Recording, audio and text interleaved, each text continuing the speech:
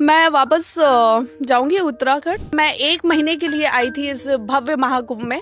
और जिस तरह के इल्जाम उन्होंने लगाए हैं, जिस तरह की बयान उन्होंने दिए हैं, आप इतनी अभद्र टिप्पणियां करते हो, इतना गंदा बोलते हो, वो बेहद ही शर्मनाक है। हमें इतना अपमानित क्यों किया जा रहा है, उस पर इतना बवाल क्यों किया जा रहा है, मुझे नहीं समझ में आ रहा है। महाकुंभ का समागम है, त्रिवेणी की आस्था है और सनातन का ये त्योहार है। हमारे साथ इस वक्त जो मौजूद हैं वो सोशल मीडिया सेंसेशन हर्षा रिछार्या मौजूद हैं। ये बताइए, आप मुझे इतना फेमस हो गई हैं, क्या आप आने वाले वक्त में महाकुंभ पूरा करने के बाद, स्नान सारे लेने के बाद, क्या आप किसी रियलिटी शो या बिग बॉस के बारे में सोच भी रही हैं? देखिए ना, यहाँ तो देखिए किया जाएगा। मैं जब यहाँ पे आई थी, मैं सिर्फ धर्म और संस्कृति से जुड़ने के लिए आई थी। और जिस उम्र में मैं अभी हूँ और जिन चीज़ों से निकल के मैं यहाँ तक पहुँची हूँ, वहाँ पे मुझे अभी बहुत कुछ जानने समझने पढ़ने की ज़रूरत है अपने गुरुजी के सानिध्य में। तो मुझे लगता है मैं उसी इंटेंशन से आई थी। और कब मैं सबके लिए बकरा बन गई हूँ ना, वो मुझे नहीं पता चला है। तो ये चीज़ें अभी बहुत ज़्यादा बढ़ गई बिग बॉस का ऑफर आना, बकरा बनना कहाँ हो गया? नहीं, ये जो अभी ट्रोलिंग रोस्टिंग हो रही है, और अब कहीं ना कहीं मुझे यहाँ से जाना पड़ रहा है, ये मेरे लिए बहुत दुख की बात है। आपको जाना पड़ रहा है जी। ये इसका सबसे बड़ा श्रेय मैं देना चाहूंगी हमारे आनंद स्वरूप जी को, जिनकी वजह से मुझे यहाँ से जाना पड़ रहा है। मैं 1 महीने के लिए आई थी इस भव्य महाकुंभ में। और जिस तरह के इल्जाम उन्होंने लगाए हैं, जिस तरह की बयान उन्होंने दिए हैं गुरुदेव के अगेंस्ट, मेरे अगेंस्ट, मैं तो अपने लिए फिर भी झेल लूं, मुझे कोई फर्क नहीं पड़ रहा। आपको जो बोलना है बोलो, लेकिन आपने एक युवा पीढ़ी को हर्ट किया है, बहुत ज्यादा बदनामी भी दी है, बहुत कुछ बोला है। और उसके साथ साथ आपने मेरे साथ, मेरे परम पूज्य गुरुदेव को जो इस सब में उनका नाम खराब किया है, उनकी मान प्रतिष्ठा पे सवाल उठाए, उन्हें बहुत कुछ बोला है। ये बेहद शर्मनाक है। और मैं खुद में एक बहुत अपमानित फील कर रही हूँ। मैं अपने गुरुदेव से नजरें मिलाने लायक नहीं रही। हर्षा, मैं आप संभालिए अपने आप को, मैं आपकी आंखों में आंसू भी देख सकता हूँ, पर क्या कुछ आप सोच रही हैं, क्या कहा गया, आप सब कहाँ जाने की सोच रही हैं? मैं वापस जाऊंगी उत्तराखंड, जहाँ मैं रहती हूँ। और फिलहाल यहाँ से मुझे लगता है जाने की ज़रूरत है, कि इससे पहले कि और ज़्यादा बातें मेरे गुरुदेव तक पहुँचे, और जो मैं बिल्कुल नहीं चाहती हूँ। एक बेटी होने के नाते, एक शिष्या होने के नाते, मैं ये कभी नहीं चाहूँगी। आपने गुरुदेव से बातें कहीं साझा की, उन्होंने क्या कहा आपसे? मेरी अभी उनसे बात नहीं हो पाई है, लेकिन कहीं ना कहीं मैं ये समझ सकती हूँ कि वो भी इन चीज़ों से आगत हुए हैं, उन्हें भी हर्ट हुआ है, उन्हें भी दिक्कतें हुई हैं। लेकिन कभी भी हमारे गुरुदेव इतने सरल स्वभाव के हैं ना, कि उनको अगर कुछ बुरा भी लगता है, तकलीफ भी होती है, वो कभी अपने बच्चों से कुछ नहीं बोलते हैं। माना जाए कि क्या ये आज आपका यहाँ आखिरी दिन है महाकुंभ में इस बार? आप देखिए ना, 13 तारीख को महाकुंभ शुरू हुआ है और आज 15 तारीख हो गई है। तो मुझे 2-3 दिन में ही यहाँ से जाना पड़ रहा है। जो युवा, जो लड़की, जो सनातनी यहाँ पे 1 महीने का सोच के आई थी, यहाँ बहुत से महान तपस्वियों का आशीर्वाद लेने आई थी, अपने गुरुदेव से बहुत कुछ सीखने आई थी, उसे 3 दिन में यहाँ से जाना पड़ रहा है, क्योंकि इतने गलत इल्जाम लग रहे हैं। आप बताइए, एक युवा पीढ़ी अगर पाश्चात्य संस्कृति को छोड़ के सनातन संस्कृति जानना चाहता है, समझना चाहता है, तो क्या ये इतना बड़ा गुनाह है कि उस पर इस तरह के इल्जाम लगाए जाए, उसे रोस्ट किया जाए, कि उसे, जो इंसान 30 दिन का सोच के आया था, उसे 3 दिन में यहाँ से जाना पड़ रहा है। ये बहुत ही शर्मनाक बात है पूरे उन लोगों के लिए जो इस तरह की हरकत कर रहे हैं। खुद का निर्णय है जाने का या आपसे कहा गया? नहीं, ये मेरा खुद का निर्णय है। और क्योंकि मैं इन चीज़ों को और ज़्यादा, मैं यहाँ शांति से बहुत अच्छे तरीके से रहने आई थी, लेकिन क्योंकि चीज़ें जिस तरह से हो रही हैं वो बेहद ही शर्मनाक हैं। एक घटनाक्रम हुआ स्नान वाले दिन, रथ निकल रहे थे, उसमें एक रथ में आप भी सवार थीं, जो तस्वीरों में दिखाई पड़ा। अब वो तो चलिए एक तस्वीर थी, सोशल मीडिया पर आई, तमाम जो वरिष्ठ संत महंत हैं, तमाम अखाड़े हैं, अब वो ये विरोध कर रहे हैं कि जब आप साध्वी अभी हैं ही नहीं, तो आपको ये हक कैसे मिला कि आप वहां रथ पर सवार हुई? इसे लेकर तमाम आवाज उठ रही है। देखिए, पहली चीज़ तो मुझे ये कल रात से ही पता चलना शुरू हुआ है कि क्या आरोप लगने चालू हुए हैं, क्या मुद्दा बना है, क्या बवाल बना है।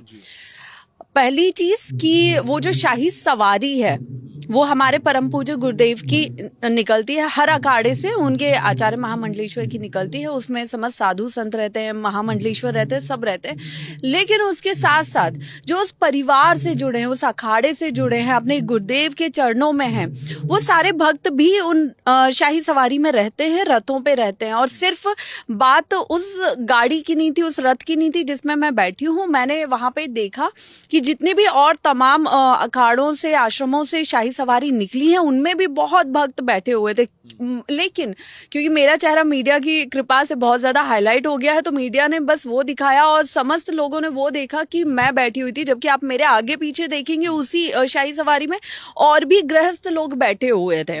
और एक आरोप मैंने सुना है कि वो भगवा चोला ओढ़े हुए थी, तो मैंने भगवा शॉल डाला हुआ था। और एक सनातनी होने के नाते, एक हिंदू होने के नाते मैं भगवा रंग पहन सकती हूँ। ये कहीं भी नहीं लिखा है कि अगर आप एक सन्यासी बन जाते हैं, आप बैरागी बन जाते हैं, आप साधु बन जाते हैं, तो ही आप भगवा रंग पहन सकते हैं। इस तरह तो ऑरेंज कलर के, भगवा रंग के, नारंगी रंग के जितने भी कपड़े बनते हैं, चाहे वो शर्ट हो, टी शर्ट हो, साड़ियाँ हो, सूट हो, सब बैन हो जाने चाहिए कि नहीं ये कलर तो सिर्फ साधु पहनेगा। लेकिन ऐसा नहीं होता है। कोई भी इंसान उस कलर को, उस रंग को ओढ़ सकता है अगर वो सनातनी है। और हम गर्व महसूस करते हैं कि हम भगवा रंग में रंगे हुए हैं, तो हमें इतना अपमानित क्यों किया जा रहा है, उस पर इतना बवाल क्यों किया जा रहा है, मुझे नहीं समझ में आ रहा है। ये तो आप कह रही हैं, आप बता रही हैं, आप पर फोकस क्यों हुआ, आप ही का फोटो। हालांकि आप सोशल मीडिया से सेंसेशन है, तो लोग चर्चा आपकी इस वजह से भी कर रहे हैं। लेकिन कैसे आप शांत करेंगे, क्योंकि ऐसे ऐसे संत भी हैं जो जिस अखाड़े से अगर आप जुड़ी हैं उसको लेकर भी आप वो टारगेट कर रहे हैं। बिल्कुल, मैंने अभी हाल ही में एक वीडियो देखा, एक बयान मैंने सुना है जो है आनंद स्वरूप जी का। और एक जब आप बहुत उम्र में भी बड़े होते हो, आप पद में भी बड़े होते हो, तो हम जैसे जो नादान बालक होते हैं ना, वो आपसे बहुत उम्मीदें करते हैं, वो आपसे बहुत कुछ जानना और सीखना चाहते हैं। लेकिन उसके बीच जब आप इतनी अभद्र टिप्पणियां करते हो, इतना गंदा बोलते हो, वो बेहद ही शर्मनाक है आपके खुद के लिए भी और इस समाज के लिए भी और संत समाज के लिए भी। क्योंकि आप पूर्ण महाकुंभ में आए हैं, 144 साल बाद जो एक भव्य मेला आयोजन और ये सनातन संस्कृति को जानने का जो युवाओं के लिए, देश विदेशियों के लिए सुनहरा मौका है, उसमें आप अपना खुद का पहली चीज नाम खराब कर रहे हैं। दूसरी चीज कि मैं सच बोलूं कि आपको कोई पूछ नहीं रहा है, आपको कोई जान नहीं रहा है। तो आपकी जो मेरे सुनने में आया है कि कथाकथित आपकी कोई काली सेना है जिसके आप खुद अध्यक्ष भी हैं, सेनापति भी हैं, सचिव भी हैं, सदस्य भी हैं, सब कुछ आप ही हैं। तो आपको ये लग रहा है कि लोग मुझे जाने, तो हाईलाइट होने के लिए वो, क्योंकि एक कहते हैं ना कि आप वायरल चीज को फॉलो करो, उसके अगेंस्ट रहो, विपक्ष बने रहो, तो आप ज्यादा और ज्यादा हाईलाइट हो जाओगे मीडिया में और ज्यादा आपका नाम और चेहरा आ जाएगा। तो वैसा ही कुछ ये भी कर रहे हैं कि उन्होंने देखा कि हाँ ये अभी आगे बढ़ रही है और इस अखाड़े से हैं और ये इनके परम पूज्य गुरुदेव हैं, तो वो कहीं ना कहीं हम सबको टारगेट कर रहे हैं। जबकि वो खुद को सन्यासी और संत बताते हैं, लेकिन वो खुद शादीशुदा हैं, उनकी बीवी है, उनके 2 बच्चे हैं, सब कुछ है। तो मुझे लगता है कि किसी पे उंगली उठाने से पहले, किसी को नीचे गिराने से पहले, किसी की बेइज्जती करने से पहले आपको खुद में एक बार झांक के देखना चाहिए। आपको लगता है कि क्योंकि उनके लिए शायद ये सब नया है कि कोई संत या कोई महंत या आप सोशल मीडिया इन्फ्लुएंसर जो शायद आगे चलकर साध्वी बनना चाहती हैं, अभी से आप इतना सोशल मीडिया पर पॉपुलर हो गई हैं, आपको लगता है क्या ये कोई वजह है जिसकी वजह से वो आपको लेकर ऐसा कहते हैं? देखिए, मैं आगे चल के गृहस्थ जीवन जीऊंगी या साध्वी बनूंगी, ये अभी मुझे भी नहीं पता है कि मेरे ईश्वर ने मेरे लिए क्या कौन सा रास्ता खोलने वाले हैं जिस पे मैं चलूंगी। जो लिखा होगा, देखिए इंसान वहां तक तो पहुंच ही जाता है, जो लिखा है तकदीर के लिखे से आप कभी बच नहीं सकते। लेकिन दूसरी चीज कि अगर आप पूर्ण महाकुंभ का ये जो भव्य मेला है इसको देखेंगे ना, तो मुझे लगता है कि जितने भी बड़े बड़े नामी लोग आने वाले हैं या आ रहे हैं, वो निरंजनी अखाड़ा में आ रहे हैं, गुरुदेव से मंत्र दीक्षा ले रहे हैं, नामकरण करवा रहे हैं, एक संस्कृत नाम ले रहे हैं। तो मुझे लगता है ये कहीं ना कहीं एक जलन की भावना भी है कि सब वही क्यों जा रहे हैं।